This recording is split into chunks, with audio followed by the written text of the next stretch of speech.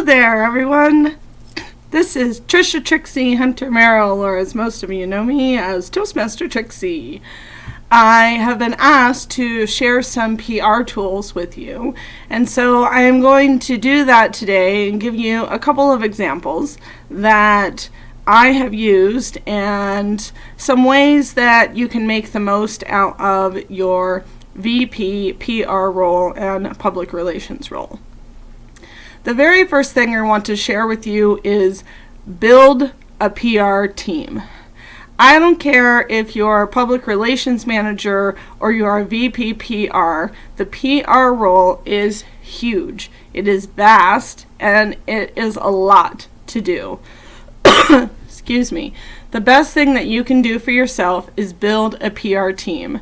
Find someone to help you to manage Facebook, help you manage Twitter, help you to manage Meetup. And yes, I would suggest using Meetup. Meetup is so widely used and it is so widely accepted, especially in the speaker and confidence building community. Now, some people say, oh, it's not worth my while, we're in a small community.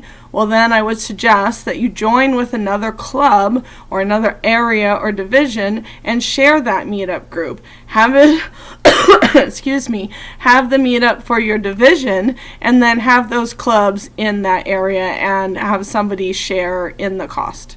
And all of you contribute to the one division leader or the one area leader or to the main club. Another thing I would suggest is nextdoor.com. Now, you can't share that like you can Meetup, but it doesn't cost. It's free for you to use. And you might have somebody who's in that area where your meeting is at be the person who handles nextdoor.com. It's very essential for you to use somebody who is in that area, who lives near where you're meeting, who has an office in that building, who is close to that area. Next door is literally who's next door to that area. And you can also create a group within nextdoor.com and you can post in it just like you can post in it regularly with a Facebook group. And I suggest that you do that. Do that regularly. This is why you need a team. Already, I've talked to you about a Facebook person, a Twitter person. You need constant interaction in those two things. If you have somebody managing your Facebook group, and on that note, I would suggest having a Facebook group, not a page. The reason why is because if you have a Facebook page, it no longer shows in users' feed. Facebook has changed that algorithm, so now it's separate. Whereas if people are in a Facebook group, it shows within their feed, and you have a captive audience. Those people who are already in your Facebook group, they want to hear what you have to say. They're interested in seeing about it. Now, it might be beneficial to have a page and a group, but for sure, make sure that you have a group. So now you need somebody to manage your Facebook group and your Facebook page. That takes a lot of work just in and of itself. You can't just be an outbound poster. You have to ask questions. You have to ask people what they're looking for, and you have to engage in users. What are they looking for? What are they needing? Ask them questions. Ask thought-provoking questions and get engagement from those users. That requires somebody managing that on a regular basis. Find who is on Facebook a lot. Ask that person, hey, would you be on my PR team? Now find somebody who's on Twitter. If your group, if your club is going to be using Twitter, find that person who's on Twitter a lot and ask them, hey, would you help me manage the Twitter account? Would you help me be the person to do that? You might have just one person who handles all your social media. That could be someone who handles Buffer or Hootsuite. Buffer and Hootsuite are social media algorithm platforms that post once to all of those things. To check them out, go to buffer.com or hootsuite.com and give those things a try. Check them out. Those things could work for you. You could have someone who manages Meetup all on its own, and you could have somebody who manages Nextdoor on their own. There's 4 people on your team right there. Facebook, Twitter, Meetup, and Nextdoor.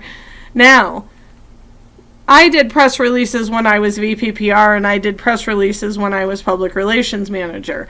I liked it, I enjoyed it, but I also had experience in it from my years in college. I believe that they're still useful and that there's still a benefit to them. However, there's a workaround. You might want to have somebody who knows press releases, if you can find that person, or have somebody who understands online forms. What do I mean? What about people who do online reviews, or somebody who's used to filling out forms online? The reason why this matters in somebody who might want to do that for press releases is if you fill out the press release, then you have that information already there when you go to fill out the event form. Excuse me. Let's say that you're having an open house. If you're having an open house, you can fill out the information that Toastmasters headquarters gives you for your press release form. You can send it to the media via email.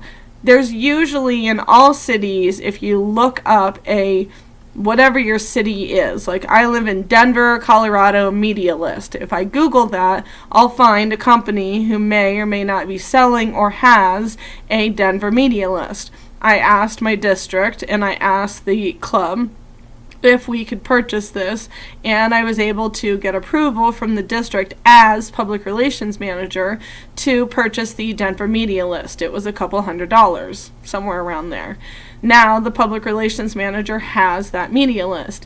If you go digging, you can generally find the media in your town or in your local area if you put that in. If you enter into Google, like in my city, Denver, Colorado Media Wiki, meaning a wiki list or Wikimedia, you might come up with a radio or media listing and those email lists or handles that then you can look up. I would suggest putting them in an Excel form. That's what I did. And then you have that for your district. It's best if the public relations manager puts this together and has this, and then they can distribute it to the rest of the district. However, that's not always the case. So if you're the VPPR, you might have to be the one putting that together. That's up to you. Excuse me again for my cough. It was either get this video out now or don't get it out. So, there's my crutch word for you Toastmasters. If you don't have something like this, compile it, put it together.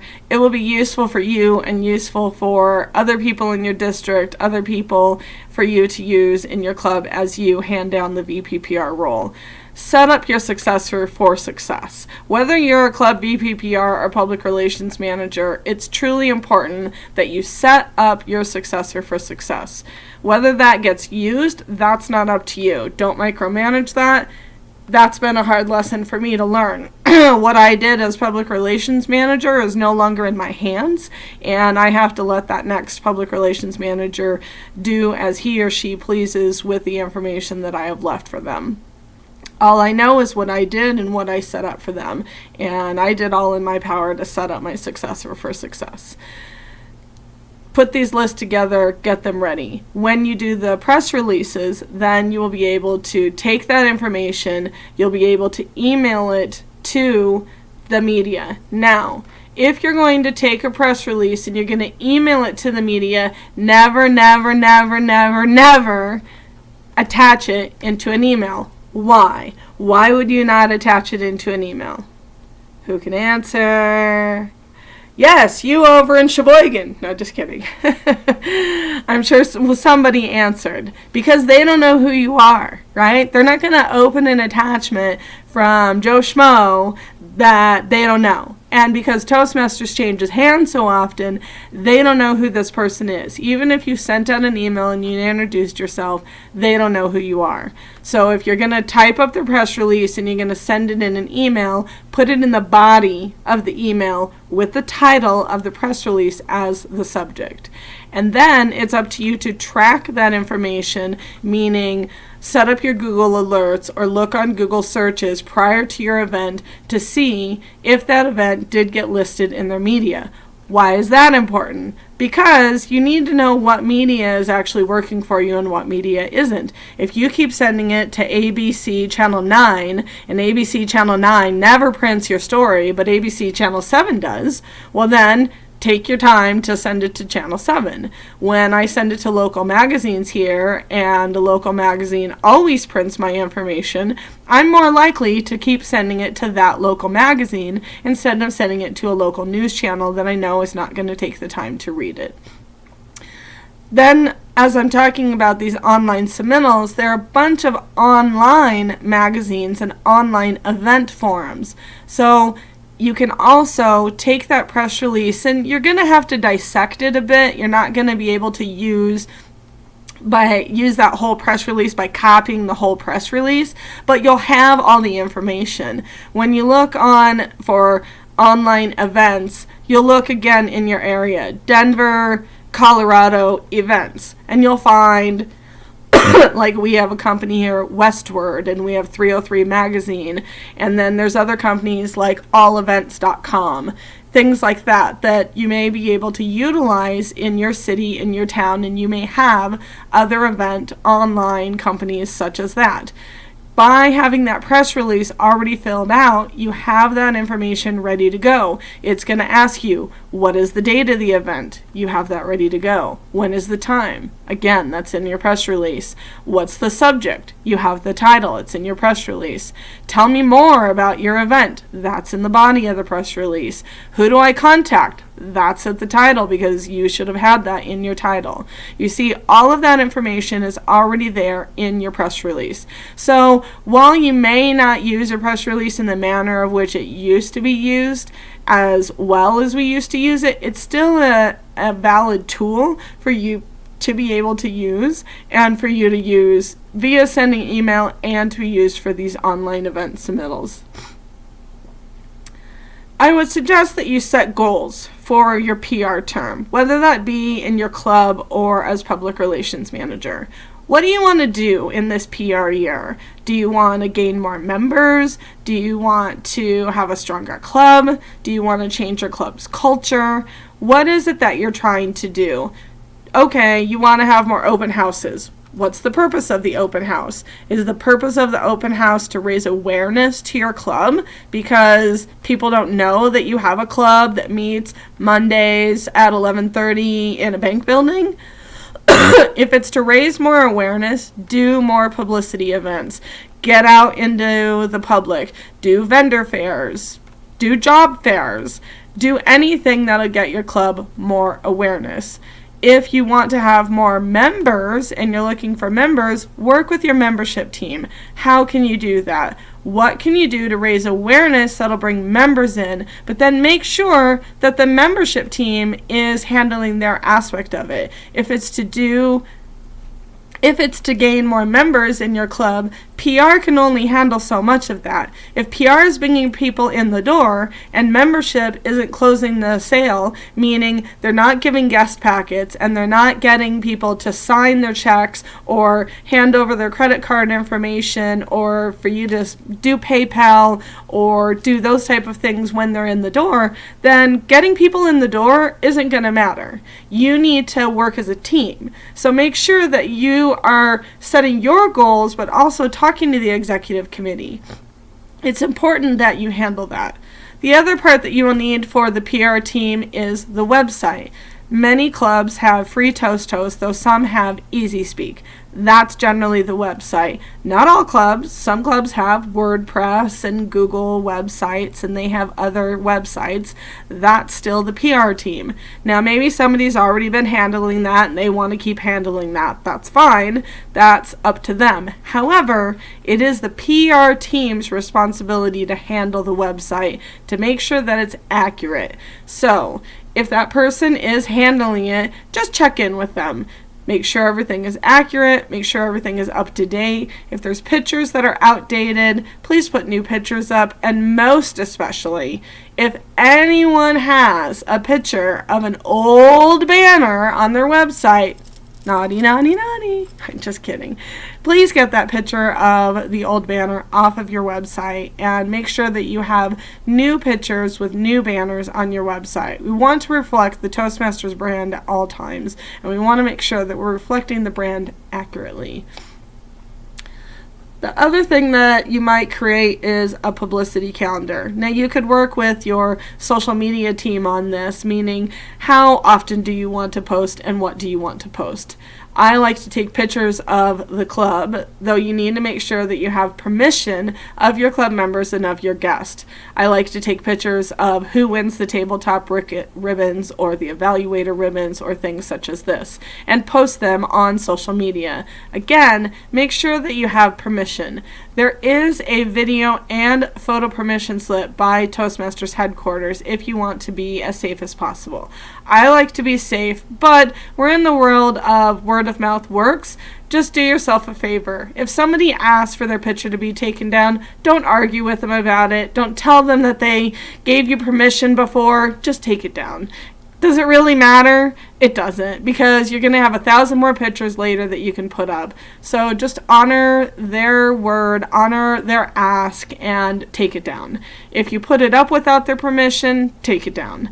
Please ask permission first. Don't ask for forgiveness later. It's really important that we honor our values of integrity and respect, and these are two things that are highly important in Toastmasters, and we want to honor those as VPPRs and public relations as well. It's important for us to communicate Toastmasters key messages as well. If you're looking for content, which I find a lot of VPPRs are always looking for content, they say, well, what do I post? Besides taking pictures of the club and besides taking pictures of winners, what else do I post? Well, guess what? Toastmasters has amazing content. First of all, there's the leader letter. Second of all, there's the club news leader letter. Or club leader letter? Club letter? I forget what it's called. Forgive me. The club letter, if you are getting it in your email and it's not getting shoved to spam, comes directly to your email. And you, as VPPR, get that as well. What I like to do is I like to take out the topics and the small segments and repopulate them into my buffer or my Hootsuite and send them out into my club. It's small little snippets. It's already by Toastmasters, and I like to have the redirect link go back to Toastmasters. Generally, there's a link already there sending you back to whatever that news is, so it's going back to Toastmasters headquarters. But if it's not there, make sure that you're citing your sources. Make sure that that's always going back to Toastmasters, and then it didn't look like it came from you and your brain and your information. If it didn't come from you, don't act like it did. Make sure that you're citing your sources, and especially make sure that you're giving credit to Toastmasters where credit is due. You can use that information from Toastmasters, and you can also use the information from the Toastmasters magazine. There's an online magazine, and there's plenty of information to use. There's articles, there's content, there's contest, and there's also press releases from our Toastmasters headquarters public relations.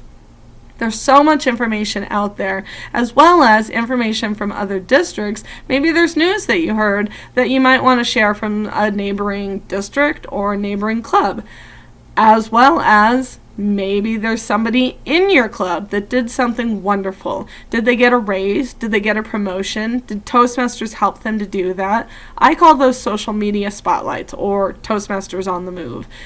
What's going on in your community? What's going on in your Toastmasters club? What great things and great news is happening? Are people having events or workshops? Those are great things that you also can do in the Toastmasters world to utilize your VPPR role. There's so much you can do and so much that you can share.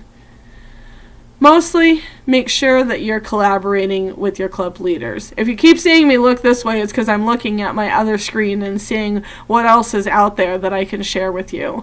There's so much that you can do. It's already out there for you. You just might need somebody to chew it up and digest it for you in a different manner, and that's what I'm trying to do for you. I want to give you other tools and other ways that you can rethink about how to utilize your VPPR role and how to utilize your public relations manager role. There's so many vast things you can do. I loved being public relations manager, and I loved being a PR manager. You got to think outside the box. Build your team, have your team help you. The PR role is a huge role. If you start thinking about your team, then you can really think about, how can I really best utilize this role? And how can I best make our club stand out? What's our wow factor? For that alone, having a PR team is a wow factor in itself. I don't think as many people think about that as they really should. And I really hope that that's something that I can share with Toastmasters and that I start seeing worldwide. I would love to see more VPPRs and more public relations managers thinking about having a VPPR team and a PR team. These roles are really big, chunky roles, and if we build teams, we can get so much more done. We can raise awareness for Toastmasters in our district and in our club, and we can help to better the messages that we send out there. Like I said, utilize your PR team, utilize Meetup, Nextdoor.com. Don't send emails of your press releases as attachments, use them as bodies. Use those press releases to fill in those online forms.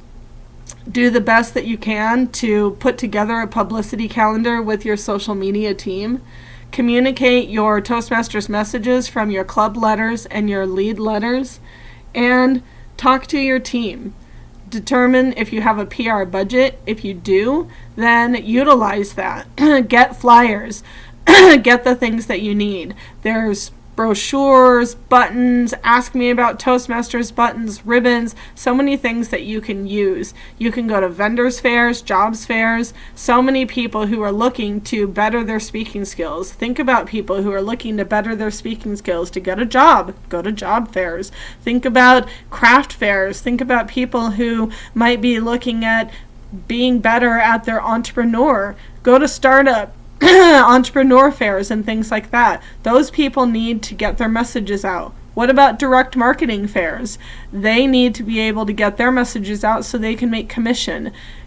Have a Toastmasters table at those places as well. Talk to your district and talk to your club about a PR budget. Maybe they'd be willing to pay for those tables, but also ask, because some of those tables are free to a nonprofit.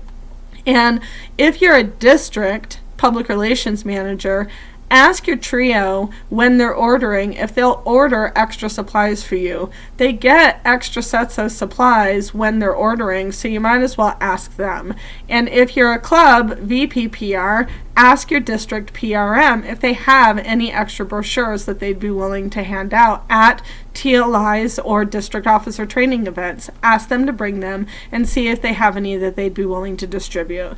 If you don't have to spend your money, if you're a low budget club or a low budget district, then do the best with what you have. But if your district has the funds and has the extra resources, you might as well utilize what you have. Do everything with what you have, and mostly think outside of the box. Step outside of your comfort zone. There's so many things that you can do that you just have to think outside them.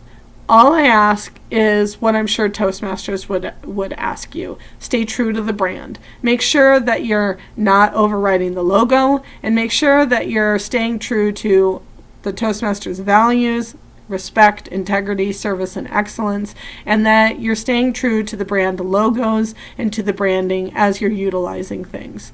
I hope that these tips and tools helped you, and that there's something that would help you to utilize what you need to do to go forward. I think this is all that I want to help you with for now. Well, that I don't want it, that I can help you with for now. I have loved being a PRM and VPPR in the past couple of years, and I'm looking forward to helping you if there's anything that I can ever do to help you. Go forth, be fabulous, and remember, you never know where Toastmasters will take you. Trisha Trixie, over and out. Mwah!